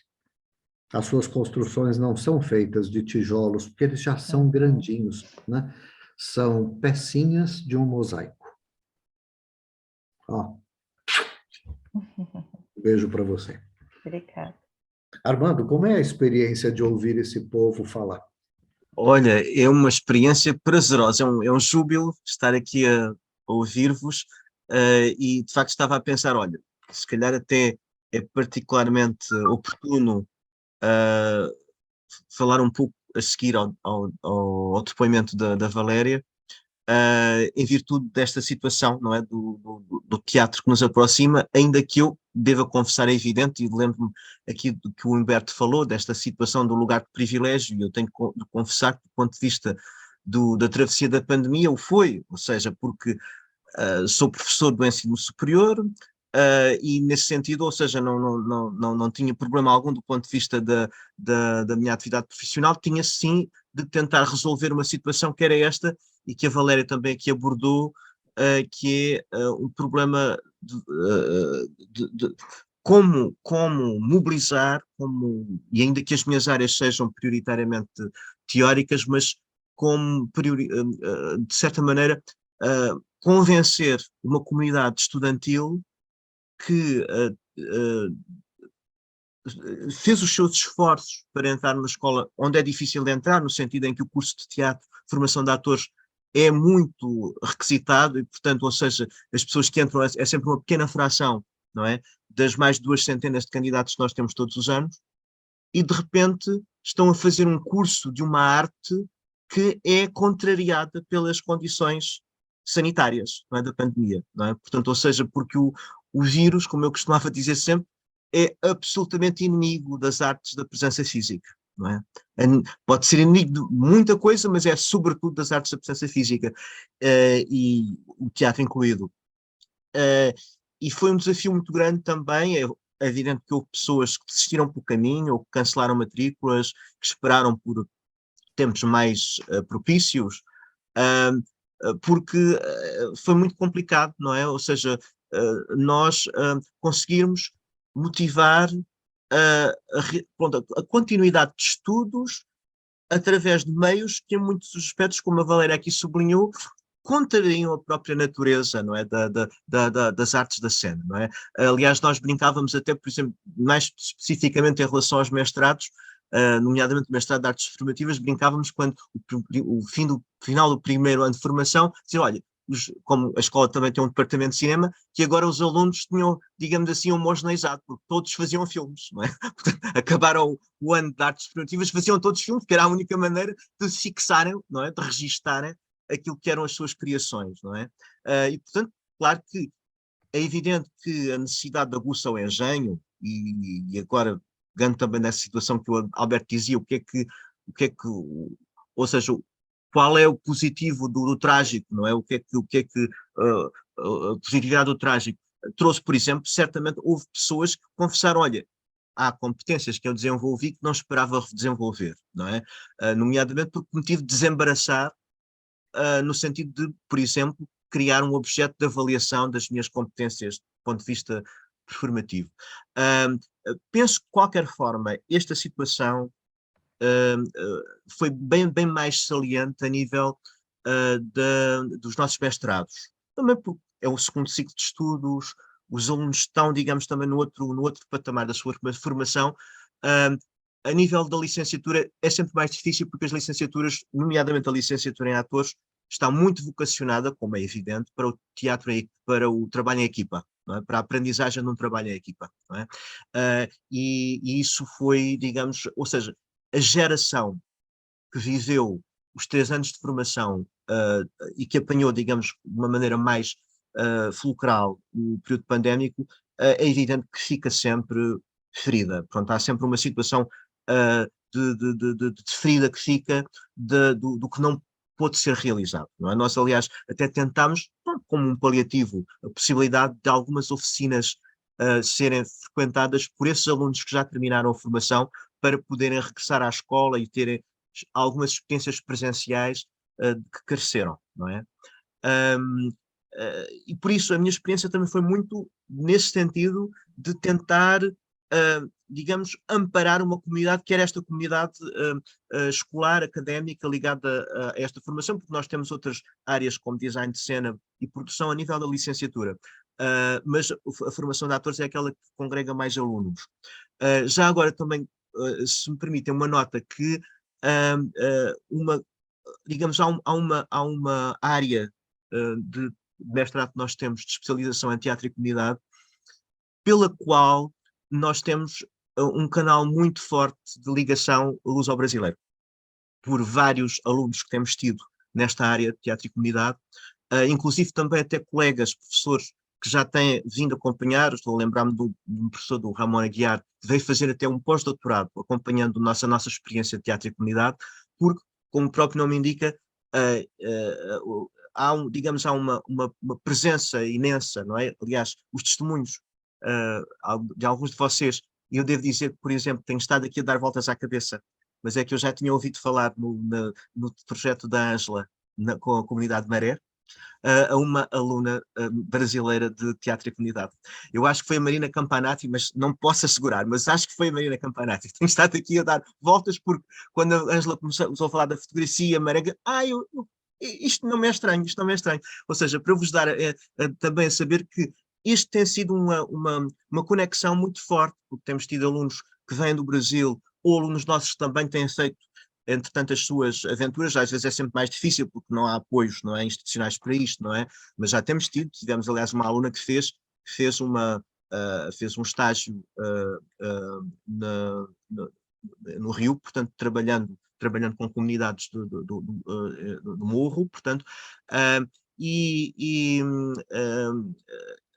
estava a tentar lembrar-me, nomeadamente, Rosinha, não é? Há uma comunidade com esta designação, certo? Acho que sim. De facto, esta realidade, eu, por exemplo, estava a ouvir o Humberto e a lembrar-me de uma conversa que estávamos a ter uma aula com um ator e que foi nosso aluno de mestrado, o Rafael Medrado, que é da Bahia, e agora está a viver aqui em Portugal e a trabalhar, precisamente veio também nesta conjuntura, não é? O Rafael tem agora uns 30 anos, e devo dizer-vos que foi ele que me abriu os olhos. Eu estava numa aula, não é? E estava a receber informações, os meios de comunicação social, acerca do perfil da campanha de um tal Bolsonaro, e eu disse, mas ou seja, eu não estava a levar muito a sério, não é? Aquela situação de uma criatura que louvava um torcionário da ditadura militar, assim, mas isto é um fenómeno bizarro, uma coisa exótica, não é? E ele diz assim, professor, tenha atenção, isto é uma coisa muito séria, não é? Ele está a mobilizar muita gente, não é? Isto ainda era o princípio da campanha, não é? Está a mobilizar muita gente, está a subir nas sondagens, não é? E eu devo confessar-vos que foi o Rafael Medrado que me avisou para, olha, não fiques tão descansado, não é? Neste olhar, digamos, mais distanciado aqui, lisboeta, não é? Porque a coisa tem outra ressonância, não é? E, de facto, é uma coisa impressionante isto, nomeadamente que o Humberto referiu, não é? Do perdurar, não é? Desta situação numa espécie de réplica, não é? De uma colonização que já não existe, mas ainda mantém, digamos, a sua... Ou seja, o problema principal é matar os fantasmas persistem, não é? Portanto, e do ponto de vista aqui das realidades, eu estava aqui a tentar também este cruzamento que o Alberto aqui desafiou relativamente às artes, estava a pensar que se calhar não seria comum, há uns anos, de vermos um espetáculo como agora estreou há pouco tempo no Teatro Nacional, pela mão do seu diretor artístico, um encenador, ator, também autor de uma geração anterior à minha, portanto ele tem cerca de menos de 10, 11 anos do que eu, não foi por acaso meu aluno, mas poderia ter sido, o Pedro Peni, e que fez um espetáculo, concebeu, encenou e escreveu o texto, chamado Casa Portuguesa. E, de facto, analisa questões relacionadas com aquilo que é um olhar desconfortável, não é? Sobre questões relacionadas com o que era o dispositivo ideológico, não é? Do regime salazarista, expresso em alguns versos, portanto, aquela canção que, aliás, foi celebrizada pela voz da Amália Rodrigues, muitos a cantaram, mas ela levou a canção para todo o lado, não é? E tornou-se, digamos, uma espécie de um dos grandes sucessos, não é? Musicais da música popular portuguesa. E, ao mesmo tempo, a questão da guerra colonial, muito centrada naturalmente na questão da África, mas dizer-vos que, se calhar também esta situação, não é, que nós observamos aqui com muito mais frequência hoje em dia, não é, que tornou-se, ou seja, ganhou uma cidadania do ponto de vista de discurso, não é, aquela questão de dizer, espera lá, deixem-se lá daquela retórica de que Portugal é o dos grandes costumes e que teve uma colonização muito, digamos, muito boazinha, não é? Muito pacífica, e vamos encarar as coisas realmente na sua dimensão, não é?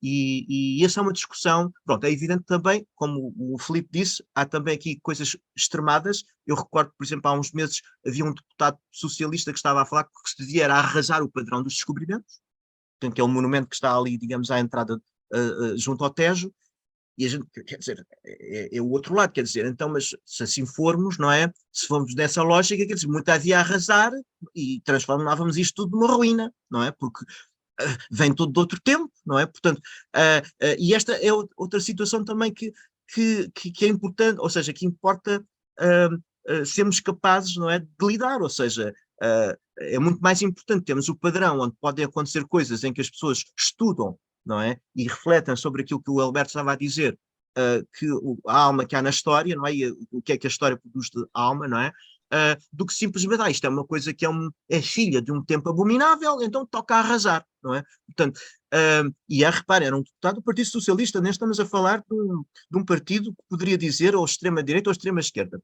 não é? Até, neste caso é um centrão que está neste momento em maioria absoluta no governo português, não é? Portanto, claro que é uma voz isolada, digamos, dentre os deputados que representam o partido, mas para dizer que isto vem ao discurso público, portanto, a opinião pública, não é? E houve, pronto, debate sobre isto e tudo isso. Mas esta reflexão é de facto recente, não é?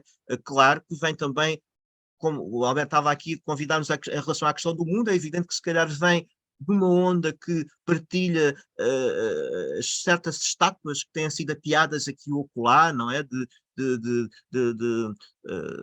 comerciantes, de pessoas escravizadas, etc., noutras latitudes, e que nós de repente pensamos, e nós? Que estátuas é que aqui temos, não é? Que nomes de ruas é que, não é? Portanto, e naturalmente o passado português desempenhou um papel fundamental em termos desta memória de barbárie, não é? E eu creio que isto também tem estado muito presente no teatro português, muito recentemente, pela primeira vez. Eu acho que isto, pronto, seja qual foi digamos, a relevância do gesto estético, mas pela primeira vez, na sala principal do Teatro Nacional, houve um espetáculo só constituído por atores afrodescendentes, portanto, ou seja, atores não caucasianos, não é? Havia pessoas que tinham nascido em África, outros já tinham nascido em Portugal, mas todos eles, portanto, traziam essa marca de africanidade. E foi a primeira vez que tal aconteceu, era um elenco numeroso, não é? E era um espetáculo, de facto, que aquele coletivo construiu também, fazendo uma viagem por essa outra, como é que eles veem essa memória, não é? E era um espetáculo, aliás, muito ficcional, muito, digamos, muito efabulador, e que terminava de uma maneira festiva, o que era extraordinário. Eles terminavam todos festejando, não é? O que também nos dava uma nota muito, muito esperançosa, ou seja, não se estava só ali, digamos, a flagelar, não é? Mas a celebrar um novo tempo, não é? Isso foi muito bonito. As pessoas comoviam-se extraordinariamente a assistir àquele espetáculo, não é? Porque era engraçado, porque era para além daquilo que estava a acontecer, seriamente, lá está, o peso simbólico do que estávamos a ver, não é?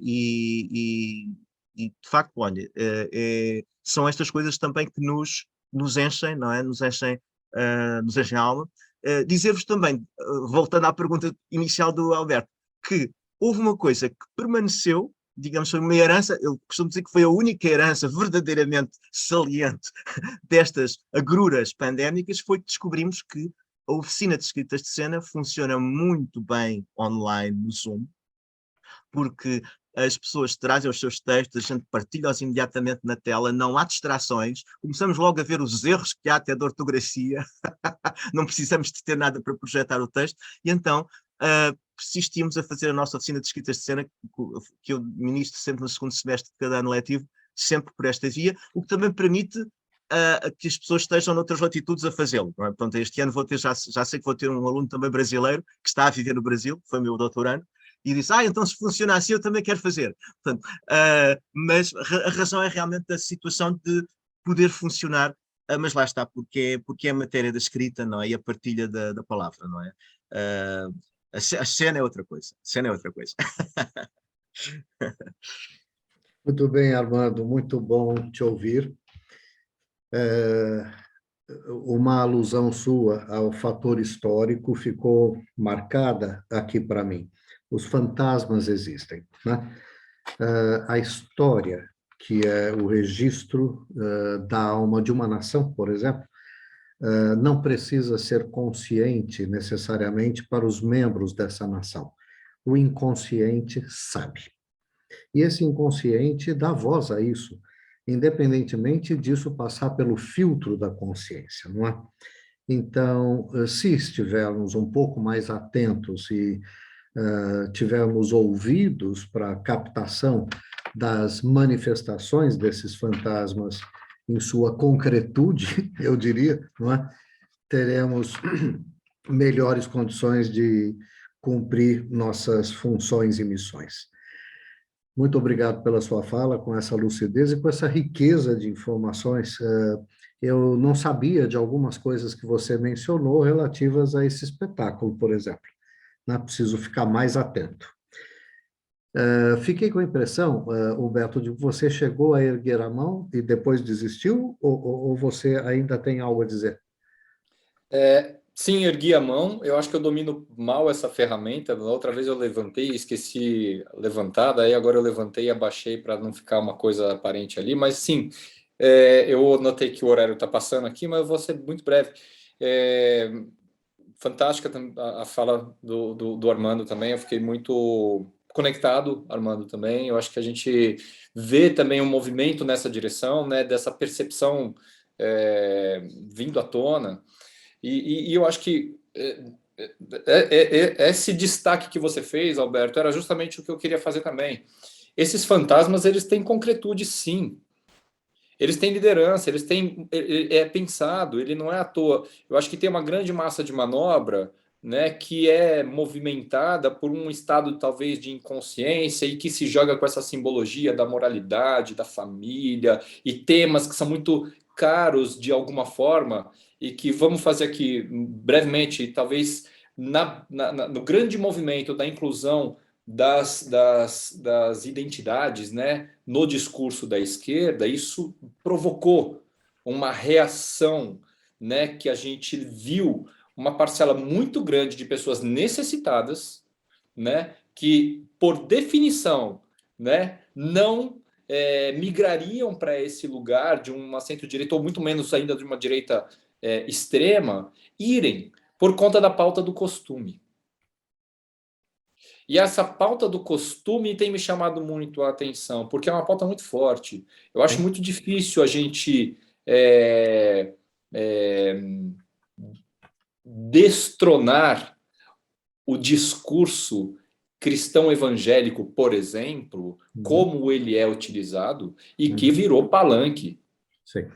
Nas igrejas evangélicas aqui. Se você me permite apenas trazer um adjetivo, né? A forma perversa como ele é utilizado. Né? É impressionante a facilidade com que se usam álibis, né? Que se oferecem como ganchos para a adesão de pessoas. Álibis como Deus, família, piriri e pororó.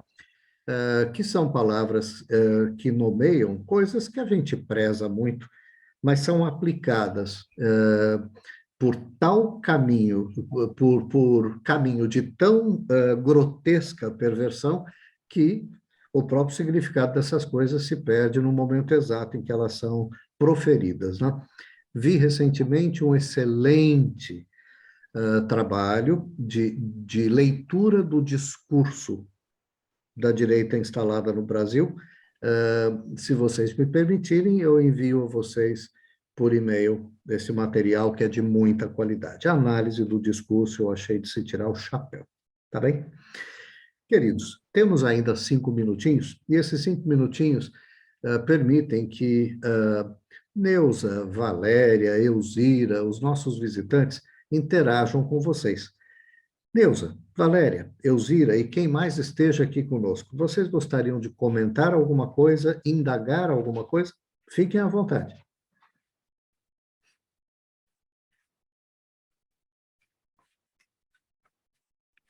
Posso só fazer uma partezinho bem rapidinho? Claro, Laine, sim.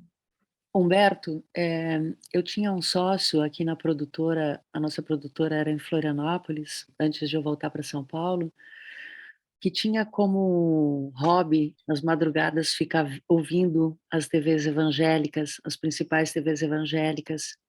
E a semana passada a gente estava conversando, porque, como boa parte da população brasileira, nós ficamos muito aflitos, né? Muito angustiados, enfim. E ele estava me lembrando de alguns desses programas que ele tinha visto na época, que existia todo um planejamento das igrejas evangélicas pentecostais e neopentecostais. Não estamos falando das igrejas evangélicas tradicionais, mas das pentecostais e neopentecostais, de assumir o poder no país. Então, assim, o primeiro lugar era o Congresso, era os legislativos estaduais, depois era o Congresso Nacional, juntamente com emissoras de comunicação, até atingir a presidência do país. É só isso que eu quero dizer. Pois é. Pois é. Agendas ocultas, porém flagráveis, né? Que coisa impressionante. Minha gente, o Google não, como é que se chama aqui o negócio? O Zoom vai confiscar o meu direito de levar adiante essa reunião em mais 3 minutos. Então, eu vou precisar encerrar o nosso encontro e, a pretexto de organizar uma fala de finalização, meu Deus, eu testemunhei aqui reflexões feitas em voz alta, com muita qualidade, com muita sensibilidade, utilizando um pouquinho o discurso que a minha vida profissional me deu. Eu diria que, inspirado pelas coisas que foram trazidas aqui, eu me atreveria a dizer que a arte, ela, por sua natureza, é portadora de um desejo. Ela, a arte, deseja participar ativamente na construção, naquilo que ainda é necessário, preservação dos alicerces, porque são uma instância viva, que não pode ser tomada por suposta, não pode ser tomada como garantida. Então, saúde tem a ver com isso, e a arte entende de saúde, tanto para a preservação de alicerces quanto para a construção de paredes, não é? Ela tem um desejo. Ela, a arte, tem um desejo, e nós, artistas, presunção da minha parte me colocar nesse meio, mas um admirador das artes. Somos, ou são, os artistas médiums, pontífices, que são capazes de ouvir a voz desse desejo e dar expressão a ele. Parabéns, artista, pela lucidez de fazê-lo. Eu fico muito impressionado quando eu ouço a Tânia dizer que ela não determina o que é que as pessoas vão ou deverão vestir, porque estaria na moda. Ela pesquisa e favorece que as pessoas, através da forma de se vestirem, manifestem sua essência, não é? A Laine fala sobre algo que eu vejo como o chamado. O chamado, qualquer chamado requer uma escuta. não é, Elaine? Eu acho que o artista é especialmente talentoso para essa escuta. A Ângela traz um encadeamento belíssimo que vai do desencantamento, da tomada de consciência como próximo passo, até a aceitação de mudanças necessárias, não é? E a implementação dessas vias de mudança necessária e significativa. Humberto, achei fantástico você falar sobre termos sido calados, mas não termos sido exatamente calados, né? Mas dificultados na execução, na produção, na efetivação daquilo que tínhamos a fazer ou a dizer. Felipe, você nos coloca em contato com o que se passou nessa dissociação, dois lados que não mais dialogam, né? Mas se especializam em antagonizar-se. Não vou retomar a fala de vocês, estou fazendo um grifozinho a partir da fala de cada um, não é, Valéria? Parar de falar ou não se limitar a falar e fazer, né? Transformar essa fala num fazer, ainda que pequenino, né? Desde que compatível com o espírito contido nesse falar. E se não for falar, será pensar, imaginar, né? Aquilo que as meninas da Maré não sabiam que elas podiam exercer. Armando, você transcreve uma realidade e é muito confiável ouvir você falar, porque você é um cara, por natureza, antenado, né? Extremamente antenado. Eu percebi isso quando eu o conheci. Meu Deus do céu, que criatura antenada, né? Ligado, atento, um radar que capta as coisas de seu tempo, um homem em dia com o seu tempo. Sim, existem artistas self-orientados, esse é um termo que a psicologia junguiana me trouxe de presente. Existem artistas self-orientados e existem artistas que eu chamaria de pseudo-artistas, porque em demasia ego-orientados. Onde existe uma ego-orientação, o risco de que exista também uma presunção, uma arrogância e uma tentativa de exercer controle é muito grande, né? A arte não se rende a controle. A arte verdadeiramente não se rende a controle. Ela se deixa veicular porque ela não só deseja, como ela deseja que seu desejo chegue aos ouvidos de quem poderá se beneficiar com ele. Muito obrigado pelo privilégio de estar com vocês. Dentro de poucos dias vocês receberão um e-mail meu comunicando a vocês que o vídeo está editado e vocês poderão voltar aos seus convidados que provavelmente não puderam comparecer hoje e dizer a eles que eles poderão acompanhar pelo YouTube o que se passou aqui hoje. Que bom que nós estivemos aqui presentes e tivemos o privilégio de testemunhar reflexões de tanta qualidade feitas em voz alta, com mentes límpidas, lúcidas e bons corações. Boa noite a todos. Tchau, artista. Tchau, Alberto. E gratidão por esse encontro. Muito obrigada. Obrigada. Obrigada, Obrigada, gente. Até breve.